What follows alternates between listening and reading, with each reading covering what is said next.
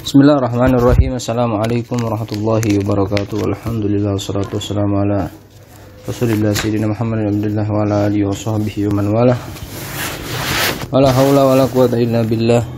Rabbi shrah li sadri wa yassir li amri wa hlul 'uqdatam min lisani yafqahu qawli. Allahumma shalli wa sallim barik ala sayyidina Muhammadin al-fatih lima ughliqa al-khatim lima sabaqa an-nasir al-haq bil haq wal hadi ila siratikal mustaqim ala alihi wa sahbihi haqqa qadrihi wa miqdaril azim.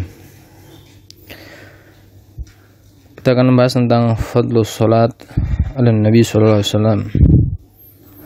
Ittafaqal ulama'u ala anna jami'al a'mali minhal maqbul wal mardud. Bersepakat semua ulama bahwa semua amal kebaikan yang kita amalkan itu diantara diterima dan tidak, illa salata ala Nabi sallallahu alaihi wasallam, terkecuali salawat kepada Nabi sallallahu alaihi wasallam. Fa innaha maqtu'un biqabuliha. Jadi kalau salawat itu maktu sudah dinas itu pasti diterima. Ikraman, karena memuliakan lahu sallallahu alaihi wasallam, kepada Nabi sallallahu alaihi wasallam. Jadi diterimanya itu bukan karena kita baca salawat, tapi karena memang Allah memuliakan Nabi SAW. Jadi seperti kita sedekah, zakat dan lain-lain itu bagaimana niat kita, ikhlas ya diterima, kalau tidak ya tidak. Nah, tapi kalau salawat ala Nabi SAW itu ikhlas tidak ikhlas akan mendapatkan pahala dan sampai kepada Nabi Muhammad karena ikraman. Ya, begitupun kita menjadi mulia karena Nabi Muhammad. Jadi kalau kita muji orang, itu yang mulia yang dipuji. Tapi bedanya kalau kita muji Nabi Muhammad, yang menjadi mulia bukan Nabi Muhammad. Nabi Muhammad sudah cukup kemuliaannya, gelasnya sudah penuh gitu. Nah, jadi ketika kita muji Nabi Muhammad, bukan Nabi Muhammad yang mulia, tapi kita menjadi mulia karena keberkahan salawat kepada Nabi SAW. Kalau ba'du su'ara, berkata para penyair, adimis salat ala Nabi Muhammad, senantiasalah terus membaca salawat kepada Nabi Muhammad. Qabuluha khatman bi ghairi taraddudin, karena penerimaan salawat tersebut adalah suatu sudah ada nas yang tidak mungkin lagi bisa diragukan. Amaluna bainal qabuli wa raddiha, akan tetapi amalan-amalan yang baik selain salawat itu diantara diterima dan tidak, illa salat ala Nabi SAW, terkecuali salawat kepada Nabi Muhammad SAW. Ada hikayatul mashhurah, hikayah yang begitu hebat, fi fadli sholawah, dalam kata tentang keutamaan sholawat.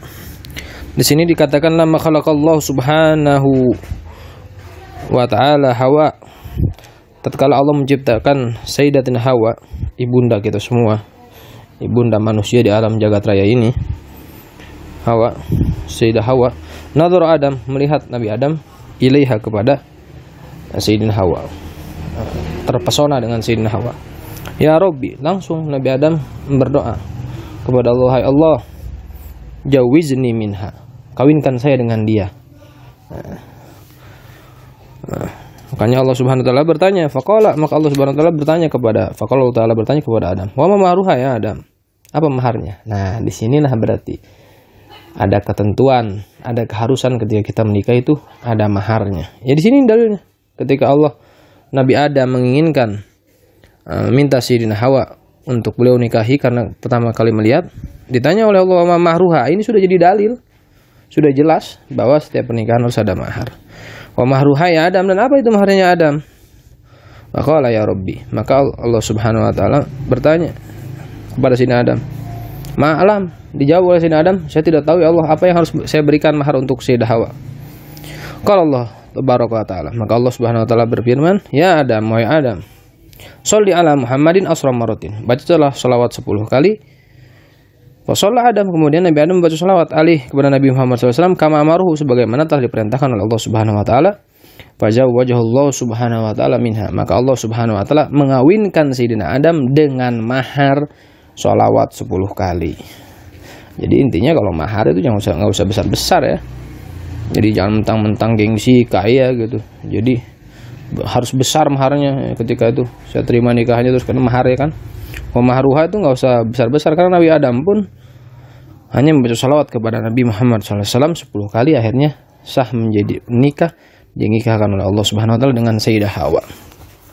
Subhanallah. Ada terakhir salah satu faedah yang begitu hebat dari sholawat. Qala ba'dus sholihin, berkata para orang soleh, kana lijarun musrifun. Orang soleh ini punya tetangga yang musrif. Musrif itu berlebihan dalam maksiat gitu loh. Al-Habsyi. Wa kuntu amarahu bitaubah. Dan saya memerintahkan kata orang soleh untuk tobat. Hei tetangga yang ahli maksiat, cepat-cepat untuk tobat. Falam yaf'al. Tapi tidak didengar oleh dia. Disuruh tobat, bahasa kasarnya itu saya nggak mau tobat saya. Akhirnya falamma mata ra'aitu fil jannah.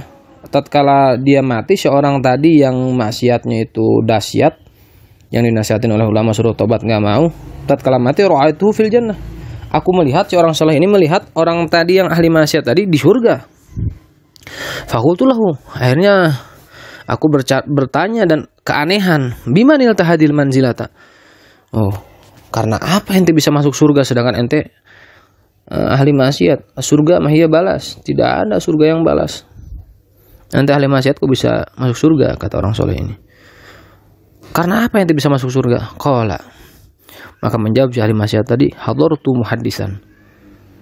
Aku hadir melihat muhaddisan, seorang yang berbicara. Fasabitu, dan aku mendengar yaqulu, dia berkata, apa yang dikatakan, man rafa sautahu bisolati ala Nabi Muhammadin sallallahu alaihi wasallam wajabat lahul jannatu. Aku mendengar ada seorang yang mengatakan ketika dia mendengar si orang maksiat tadi, ahli maksiat tadi, siapa orang yang mengeraskan suaranya tatkala membaca sholawat. Jadi enggak apa-apa itu kalau makhluk qiyam kita teriak-teriak, baca sholawat teriak-teriak, shallallahu alaihi Muhammad, sampai begitu-begitu enggak masalah. Karena ada dalilnya. Apa? Man rafa sautahu bisolat ala Muhammad sallallahu alaihi wasallam wajabat lahul jannah. Orang ini bisa masuk surga, si ahli maksiat yang musyrik, gara-gara dia mendengar satu orang soleh mengatakan bahwa siapa orang yang mengangkat suaranya ketika baca salawat akan masuk surga. Nah, dengan berkah inilah si orang ahli maksiat tadi masuk surga. Gara-gara apa? Bukan gara-gara ibadahnya, tapi gara-gara dia membaca salawat dengan kencang. Dalam artian kita juga jangan meninggalkan ibadah. Kalau kita udah biasa ibadah ya harus ibadah. Ibadah itu wajib, sholat 5 waktu dan lain-lainnya itu. Jadi ini hanya membuktikan, Allah mentakdirkan untuk membuktikan bahwa ahli maksiat pun bisa masuk surga dengan li'adhamatin Nabi Muhammad SAW li'admihi, karena keagungannya Nabi Muhammad. Jadi kita ibadah, kita apapun bukan karena ibadah kita yang akan masuk surga, tapi karena kita ada ta'alluq kepada Nabi Muhammad. Qul in kuntum tuhibbunallah fattabi'uni yuhibbukumullah. Itu dalilnya sudah.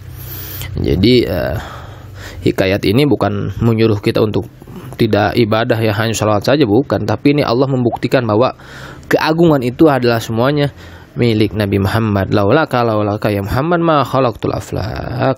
Ya, kalau bukan karena Nabi Muhammad tidak akan ada semuanya ini. Allah alam bisawab. Semoga kita di bulan Maulid ini bisa bertobat dan terus beribadah dan memperbanyak salat kepada Nabi Muhammad SAW. Mudah-mudahan anak-anak kita diberi keberkahan, orang-orang yang hadir majlis kami diberi keberkahan oleh Allah Subhanahu wa taala dan dinadroh oleh Nabi Muhammad SAW.